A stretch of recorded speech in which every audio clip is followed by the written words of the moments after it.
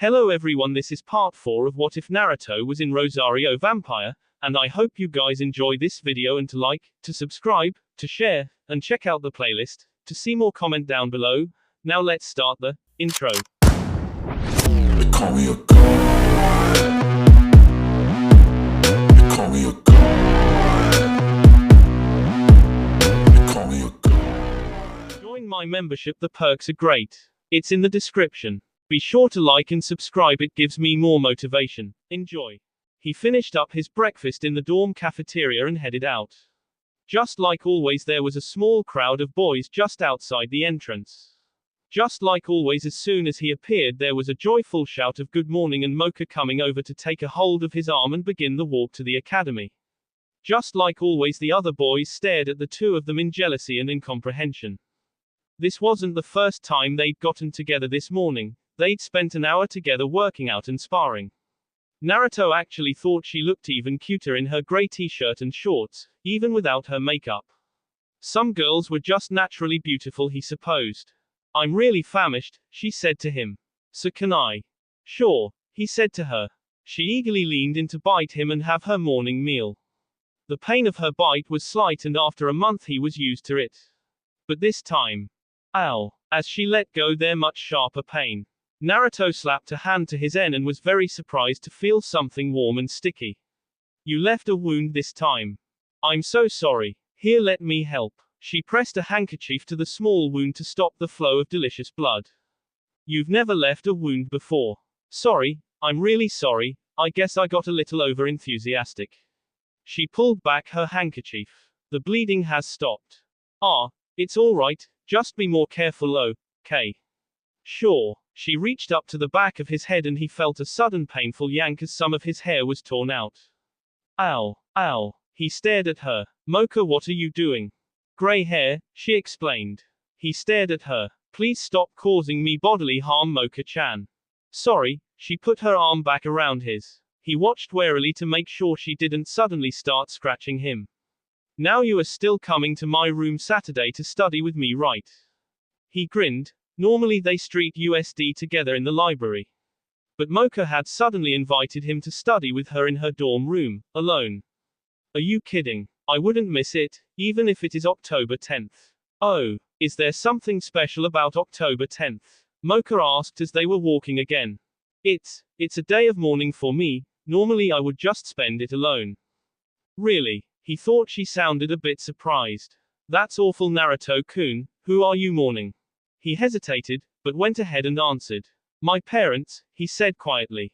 But I mourn that day for other reasons too. She was curious to know more. Despite all their time together, she knew almost nothing about his past. But she could sense that this was not a subject he wanted to talk about. So she just walked with him for a ways in a comfortable silence. She spoke again as they approached the academy. Oh, could you please tell Kenpachi-senpai that Yukari and I won't be attending the club events today. We both have some tasks we have to take care of that can't wait. We'll both probably be gone until tomorrow. What do you mean gone? He asked her nervously. Where are you going and why didn't you mention anything earlier? Oh, it's no big deal, she patted his arm reassuringly. We just have to leave the academy to get some things. Wait, you're leaving the academy? I thought that wasn't allowed until we graduated. We aren't allowed to go to the human world until we graduate. But there are other worlds, other places, where we are free to visit. She didn't mention that Yukari was going to the human world. She had been granted special permission to do so since that was where her parents resided. Anyway, we'll both be back sometime tomorrow. Following her last class, she said goodbye to Naruto and hurried out to the bus stop where Yukari was already waiting. Hey Mocha, the young witch chirped. Are you ready to get Naruto's presents? From out of her jacket pocket she took out a Ziploc bag with a few items inside. I sure am. We'll give Naruto-kun the best birthday ever. 1 week earlier. Kurumu was eyeing Mocha and Yukari suspiciously. Alright Mocha, why did you invite me to your room? What is this about? Mocha smiled happily. Since Naruto considers you a friend, I just thought I'd ask you if you'd like to help us throw him a birthday party. Wait, he told you when his birthday is? Kurumu frowned. I asked him but he wouldn't tell me. Well, he wouldn't tell me either. Mocha admitted. Then how did you find out? Kurumu asked. Actually, I took care of it, Yukari said proudly. From behind her back she produced a manila folder with Naruto's name in the tab.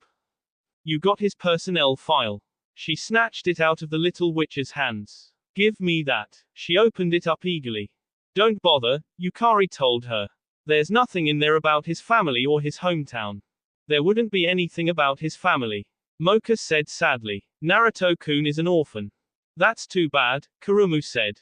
I would have liked to have met his parents. But at least his birthday is on here, October 10th. That's next week. I already know exactly what to get him. So will you help us give Naruto-kun the best birthday party ever? Mocha asked. Yahoo, of course I will. And you can leave the birthday cake and all the refreshments to me. The two other girls were both happy to agree. Well, now that we have that out of the way, Yukari produced another folder, this one with Kurumu's name on it. Tell me, water balloon girl, how did someone with so many D's even get into this academy?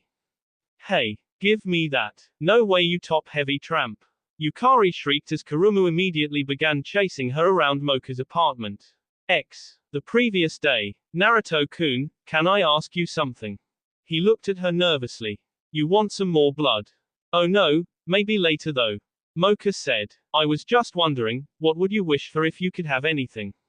If you were granted just one wish and it could be anything at all, what would it be? To go back in time and strangle the Kyuubi as he was being born down in hell. Of course he wasn't about to mention the Kyuubi to anyone, especially not to Mocha. Not only was he under orders not to speak of it, but he didn't know how monsters would react to a human with a demon sealed inside of him. He certainly wasn't going to tell Mocha something that might make her hate him.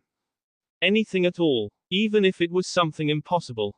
She nodded. Well, I guess I'd want the same thing every orphan wants. I'd want my parents. You're an orphan, Naruto-kun, Mocha said sadly. Naruto smiled and waved it off. It's not a big deal, Mocha-chan. I accepted it a long time ago. My parents were both killed the day I was born. My village was attacked, you see, and many ninja were lost. I have no living relations, or so the old Hokage told me. So I've never known what it's like to have a family.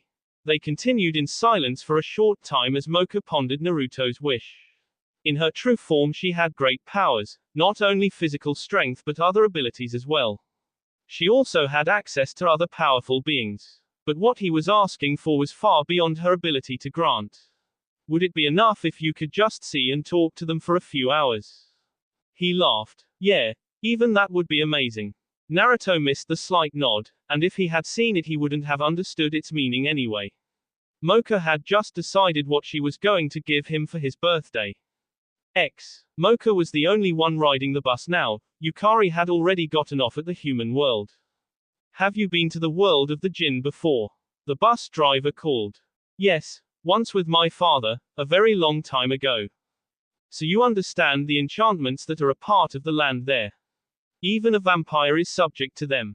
I know, Mocha answered quietly. You should be careful, the Jinn like to drive a hard bargain. The greed is as well known as is their ability in magic. I'll be careful. Through the dark tunnel they were now approaching a light. Almost there, the enchantments will take effect as soon as you step off the bus. You're sure you don't need me to come back for you? The bus exited the tunnel. They found themselves atop a vast plateau, miles above the ground. In the very center of the plateau was a vast settlement filled with flashing lights and raucous noise. The bus came to a halt and the door swung open. She got up from her seat and headed towards the front of the bus. I am sure, and thank you very much, bus driver-san. He nodded to her. Please step off the bus carefully, and good luck finding what you're looking for. As the bus driver had warned her, the enchantments took effect the moment her feet touched the rocky ground. A powerful demonic aura surrounded her.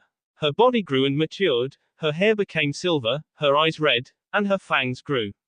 She was once again her true self even though the rosary remained on her chest. She headed towards Azkara. Among all the worlds, Azkara was definitely one of the more unique places.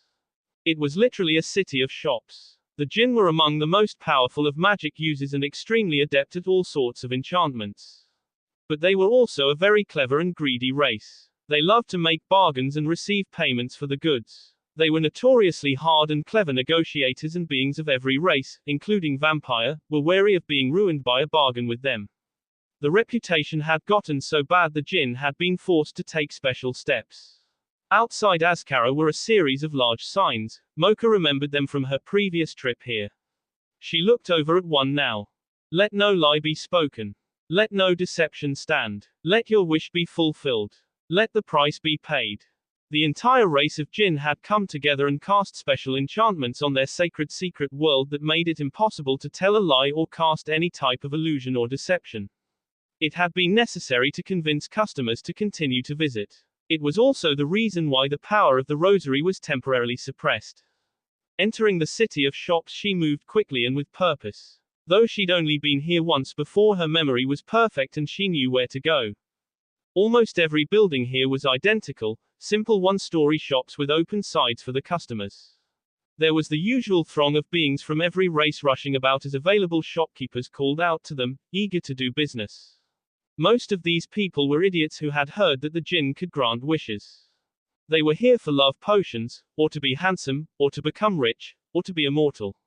The idiots never seemed to worry about the price to get what they wanted.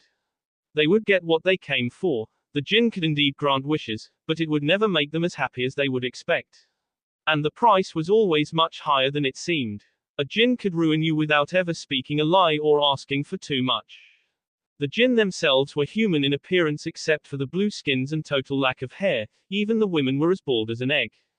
They were materialistic and loved showing off their wealth. They wore nothing but the finest and most expensive silks, and their NS and fingers were weighed down with jewelry. Some of the shopkeepers tried to call to her as she went by. She didn't bother to even acknowledge them.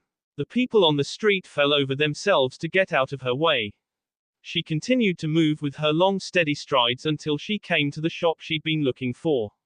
There were no customers waiting, and the shopkeeper seemed to recognize her immediately. He was a short fat man whose end was completely hidden under gold chains. He gave her a greasy smile and held out his arms as though he actually expected her to embrace him. Well, if it isn't a cashier, Mocha. It's wonderful to see you again. And how is your dear father? She quirked an eyebrow. My father's well-being is none of your concern, merchant. Seeing her lack of warmth, he lowered his arms but kept up his smile. Now, no need to be hostile with poor old Melzer. Haven't I always been a good friend to your father? My father deals with you when necessary only because compared to others of your kind you are a poor bargainer. The smile slipped. Same old Mocha, I see, as blunt as a cement block. Unlike you, I have no need to pretend to anyone's friendship. You are not a friend to my father, nor are you one to me. You are nothing but a greedy merchant. The best that can be said of you is that you are often useful. Well, I'm glad for even that much praise from you. So then, what can I do for you? I require a special potion. Mocha described what she wanted. Melzer frowned. What you want is very difficult. Not only that, but for something like this I will need to use material components from the client. She reached into her jacket and pulled out a Ziploc bag. You require blood, hair, and skin, I believe. I have already collected the necessary components. Can you manufacture what I desire? I can, though it won't be easy.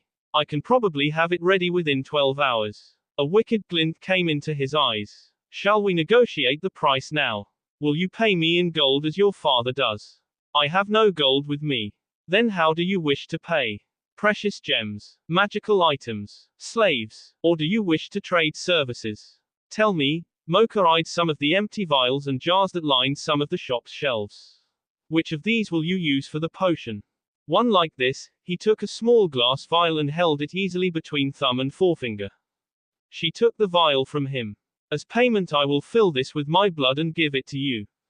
He stared at her. Vampire blood had extraordinary healing and regenerative abilities. Using just a single drop as an ingredient, he could make healing potions that could cure almost anything. What she was offering him was more valuable than a truckload of gold or a stack of diamonds. Vampire blood is certainly valuable, but you're offering a tiny amount. I would think at least a pint. Do not fool with me, merchant, Mocha said coolly. We both know what I am offering you is worth dozens of these potions. If you find my offer inadequate, there are 1,000 other shopkeepers I can go to. All right, I accept your offer. Will you pay me now or upon delivery?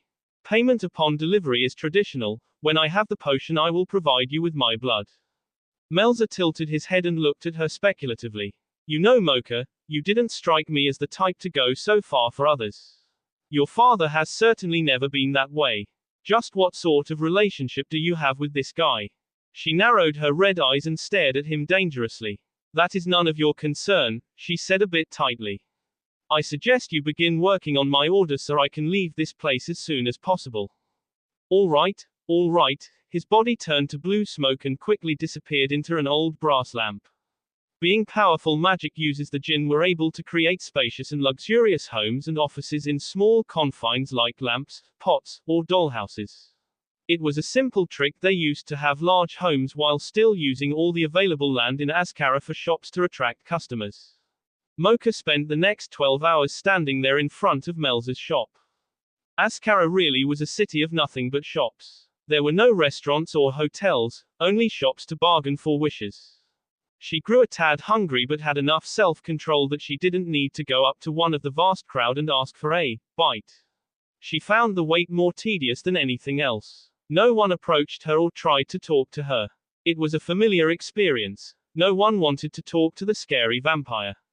It reminded her of her upbringing and the original reason she'd left to find her mother in the first place. At long last, Melzer emerged from his lamp.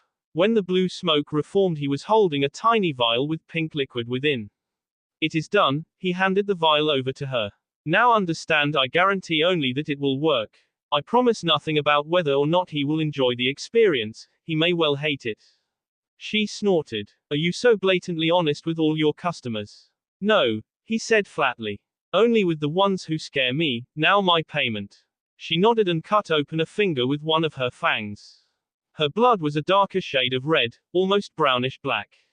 It was thick and flowed slowly into the vial. Melzer eyed the precious blood greedily, already imagining just what sort of potions he would use it for. After several minutes, the vial was at last full. She pressed down its stopper and handed it over to an eager Melzer. Always a pleasure to do business with you, Mocha-sama. Please come again soon. Because he was useful, she gave him a polite nod and then stepped away from the shop. At her feet, black fires came to life. The black flames rose and quickly seemed to consume her before disappearing from sight. Melzer sighed, standing there in his gold chains and expensive silks. Vampires are such show-offs. He looked at his little vial and smiled. But they do pay well. In her apartment, black flames suddenly appeared. As they sd out, they left behind her true form. Now that she was back, the rosary's power immediately transformed her into her weaker self. She pitched forward unconscious onto her bed, the vial safely tucked away in her jacket pocket. It would be ready for Naruto's party.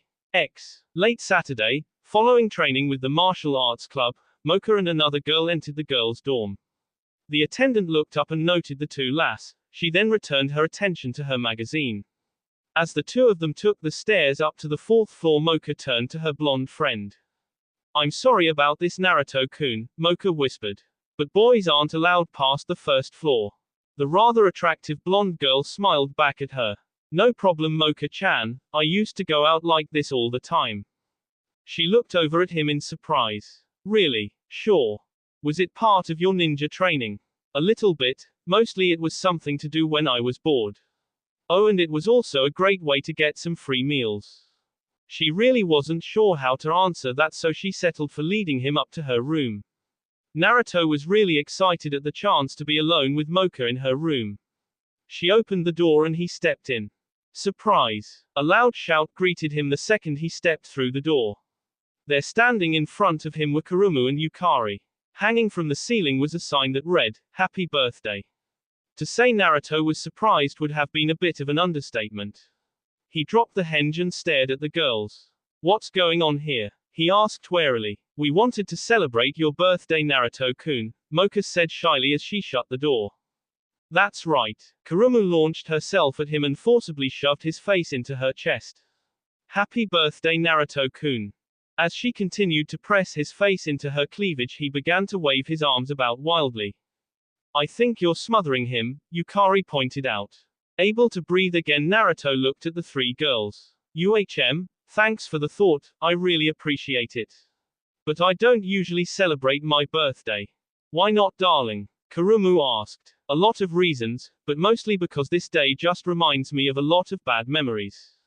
Then we should try and make some good memories on this day. Mocha said gently. That's right, Yukari said. You're turning 16 and we should definitely celebrate it. I appreciate it, but I'd really rather not. Naruto said.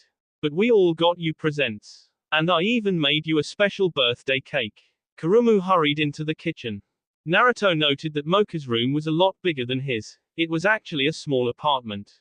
Apparently the girls got more living space than the boys did. They were in a small living room that connected to a little kitchen.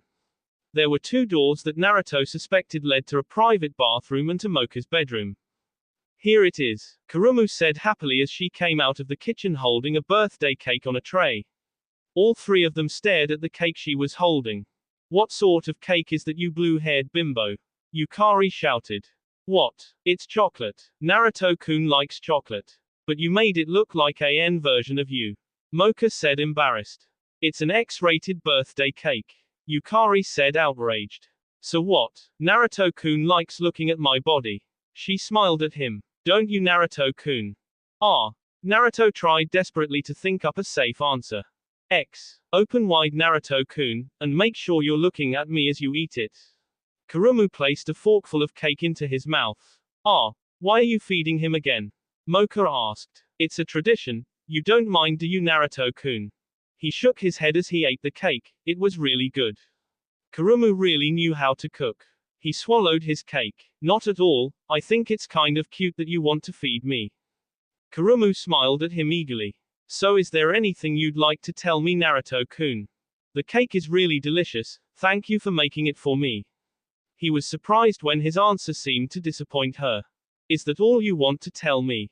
It's really, really delicious. He wasn't sure what he was supposed to say. Kurumu was staring at him in confusion. No way. That love potion I put in the cake should have him confessing his unlove for me. Kurumu had put in a special succubus formula. It only worked on males. That should have made him fall in love with the first girl he saw after eating it.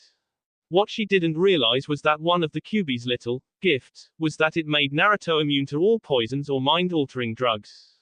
Here, try some more cake. She shoveled another forkful into his mouth, hoping that he just needed a bigger dose. After 4 servings, the girls were finally able to convince Kurumu to stop force-feeding Naruto cake. Eventually they got to the point of giving him their presents. Kurumu handed him a huge cloth sack. Here's my gift, a year's supply of cookies. He accepted it with a laugh. Thanks, Kurumu-chan. Yukari then stepped up with what was obviously a rather thick book hidden beneath some wrapping paper. Here, Naruto-kun, this is a very special tome that was in my family's library.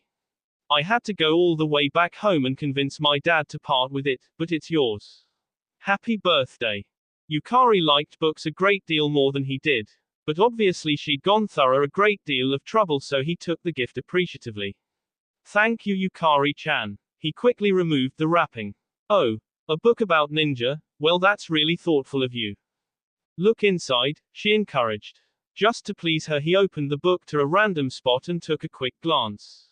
It's really, he suddenly noticed just what was written down in front of him. No way. Ha, I knew you'd like it. Yukari said happily. Oh, Yukari, thank you, thank you, thank you. He picked the 11-year-old up into the air and twirled her about as he hugged her. Just what the hell is in that book anyway? Kurumu asked. Naruto set the little girl down again. It has jutsu formulas and instructions. This book is like a whole collection of jutsu scrolls. Now I can finally start learning how to use more than 2 lousy jutsus. Yukari nodded. That book lists 200 jutsus that were popular when it was published about 70 years ago. It also contains information on various ninja techniques and practices. This is great. He was eagerly flipping through the pages trying to decide what he should study first. How can I ever thank you? How about you, me, and Mocha-chan spend the night together? Yukari answered immediately. Both he and Mocha blushed at the suggestion. Ah, I don't think that's going to happen. Well, how about a thank you kiss? He smiled at her. Now that I think I can do. He leaned down to give her a kiss on the cheek. Yukari, timing it perfectly, turned her face and received his kiss on her lips instead. Yeah, she shouted. My very first kiss from a boy. Naruto looked at the little girl in surprise, and with a sense he had done something slightly criminal. That's also the first time I've ever kissed a girl. Somehow Yukari had gotten his very first kiss. Oh, me next, me next. I want to thank you kiss too. Kurumu said and came up to him. Naruto hesitated, but couldn't really think of a fair way not to kiss Kurumu as well. So he leaned in and kissed her lips. Despite all her wild behavior and attitude, she was actually as inexperienced as he was. It was a chaste short kiss, but when he ended it he was very pleased to see the girl was blushing and looking very happy. Naruto glanced over at Mocha, sort of hoping she would ask for one too. Seeing him look in her direction, she nervously cast her eyes down on the floor. Naruto had expected Mocha's present next, but she had asked to give it to him later. For the next couple of hours he and the girls ate cake, drank punch, and talked. Naruto kept peeking at his new book, looking at all the cool jutsus. In one night he'd just gotten more help in the ninja arts than he's received in the last 3 years. This was by far the best birthday he'd ever had. When had turned 9, Iruka had tried to celebrate it with him, but he hadn't been interested. Though he'd still accepted the really cool fire truck Iruka had gotten him as a present. He was surprised when it was time to wrap things up and he was actually feeling disappointed. Kurumu wanted to stay a while longer, but Yukari insisted that they had to leave him and Mocha alone so she could give him his gift. After saying good night and Yukari dragging Kurumu out the door, Naruto found himself alone with Mocha in her room. The two of them stood wrapped in an awkward silence for a moment. Both acutely aware they were alone together. Thank you for all this, he finally spoke. This was probably your idea. I've never really celebrated my birthday before, it was fun. She smiled. I'm very glad you enjoyed it, Naruto-kun. I know how lonely birthdays can be sometimes and I wanted you to have a good one. She paused and gathered herself. So, why don't I give you my present? Oh. Okay. From out of her coat pocket she produced a small glass vial with a pinkish liquid inside. Here, she handed it over to him. He looked at it curiously. What is it? A potion of dream summoning, she told him. It's a very special magical potion that will allow you to speak to the spirit of someone long-s within your dreams. In this case it will allow you to speak to your parents. What? He stared at her, not believing. If you drink this potion you will fall into a deep sleep and enter the dream realm, where your parents' spirits will be summoned. There they will be able to speak with you. He felt the blood drain from his face. For real? It won't just be a dream. She shook her head. If you take that potion it will be absolutely real, Naruto-kun. It will only be for a few hours, but for that time their spirits will be with you and you can talk to them. He looked down at the small vial. I have to warn you though, she said. What they have to say to you may not be what you want to hear. Please understand that parents aren't always what we want them to be. Melancholy thoughts about her own mother and father flashed through her head. I hope it is not the case, but meeting them might hurt more than never knowing them. He slowly nodded. I understand, but I have to know. There are things I have to ask them. He took a deep breath. Mocha-chan, thank you for this. I don't know how this is possible, but you've given me a chance I never ever thought I'd have. However this turns out, you have my thanks forever. She nodded. She'd known he would decide to take it. But he'd needed to hear the warning just the same. If you're going to take it, why don't you come lie down on my bed? You can stay here until morning. He began to blush just at the thought of sleeping in Mocha's bed. I was planning just to go back to my room and take it there. Is there any special reason why I should take it here? She looked down, feeling embarrassed. No, it's just, I would like to be able to watch over you while you are in this deep sleep. Hearing that fresh warmth filled him. All right, if you really don't mind. Her bed was surprisingly soft. There were red satin sheets that felt like silk to the touch. He was lying on top of her bed. His shoes and jacket off, but the rest of his clothes still on. She was sitting in a chair right beside him. I'll just sit right here until you wake up, she said tenderly. Thank you for this, Mocha-chan. He unstopped the vial and gave her a salute. Sweet dreams. In one motion he tossed the liquid down his tea. It was surprisingly bitter. Almost as soon as he swallowed it his eyes grew heavy and his head hit the pillow. She put away the vial and made sure he was sleeping comfortably. Then she sat back down to watch over him. Sleep well, my dear one, she gently touched his face. And dream of wonders. That will be all for this video. Be sure to like, subscribe, share, and comment down below for more videos. Goodbye.